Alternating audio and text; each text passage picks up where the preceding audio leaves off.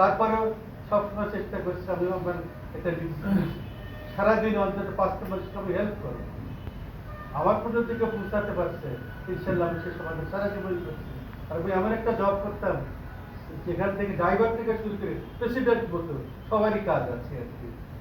এমন একটা দেশকে কাজ করতাম, সেই কর্মটা শেষ। আমারও দেখা যাচ্ছে যে আমার সামনে 3জন সচিব বসে আছে আর একজন সচিব দাঁড়ায় আছে।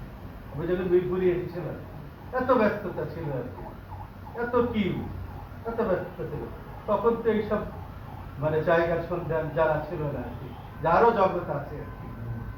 তারপর কর্মশেষ হলো, আমি এল পেয়েছিলাম, তারপরে রিটায়ারমেন্ট 1 বছর হয়ে গেল না করি, 65 মসজিদে যাই আসি, এই আমার জীবন চলছিল। আবার আমাকে নক করলে এইরকম এক জায়গায় আমি গিয়েছি, আমি ভরসা পেলাম না যে এত লাভের দরকার নেই, টাকাটা নিরাপদ থাকে, এত বেশি লোভের দরকার নেই। তো যাই হোক, তারপরে তো দেখি যে আস্তে আস্তে একজন করে টান দেয়, ওর একজন দিদিকে এনেও আমার হোয়াটসঅ্যাপে দিয়ে দেয়, আর একজন দিদিকে এনে আমার হোয়াটসঅ্যাপে দিয়ে দেয়, তারপরে আর একজন দিদি দিয়ে দেয়, এরকম দেখি যে টপ লেভেলের অনেক সচিব এনে ওইটাও দেয় আমার হোয়াটসঅ্যাপে।